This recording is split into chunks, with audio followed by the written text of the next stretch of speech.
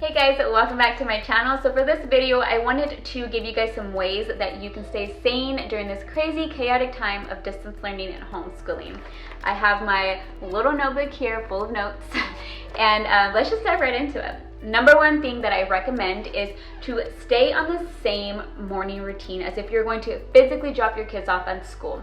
So I know it's easy and you want to push that snooze button and get more time to sleep, but you guys, your kids need time to prepare, and they need time to not only physically prepare but mentally prepare, because they're not changing scenery here. They don't get to get in the car and drive to school. So their classroom is inside their home. If they need extra time compared to the time that they usually would get, give it to them. Number two, pack their lunches and their snacks. This is actually my daughter's idea. It's not mine. I'm not going to take credit for it, but she wanted her lunch packed for school. So we did that. It gave her a sense of routine, but it also made her feel like she was actually going to school. The girls get so happy and excited when they're able to have their lunchtime. So give it a try and see if that works for your kids, if they get excited. Number three is their learning areas.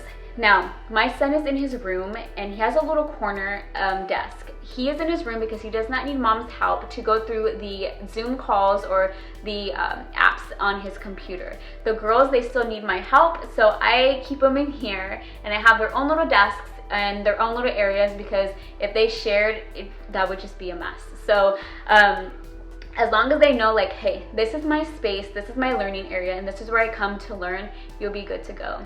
Tip number 4, and that is making sure that you utilize what you have at home for your learning materials first before you go out and buy something. Now, for example, my daughter, she's learning her colors right now, so I wanted to make her color flashcards. And I did this by printing out a squared colored worksheet thing.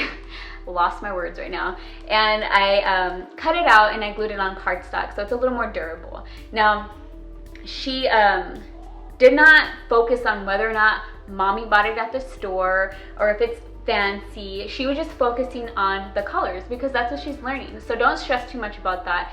Use your imagination. I know another great thing that I like to do is if they're learning to write their name, print out a paper and put it in a cover sheet. I don't know why I didn't know this, but you can put it in a cover sheet and then they can reuse it over and over. So I don't know why I didn't know that. I thought I would have to like laminate it or something. Yeah, so in case you didn't know, now you know. Number 5, don't stress too much about the learning part of it, you guys.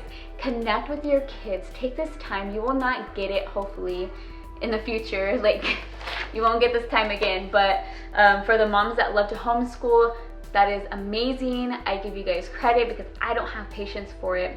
But for all the other parents that drop their kids off, you won't get time like this again to experience their faces and see them smile when they learn something, and when it finally clicks and they get it.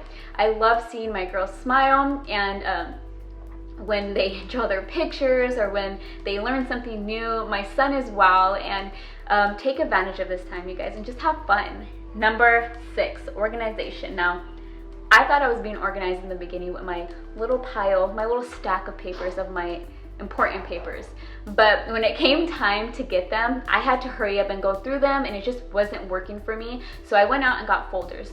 Don't think that you need these expensive, fancy little organization materials, because you don't. Just get folders. Whatever works for you. Don't compare yourself to other parents, because what works for them may not work for you.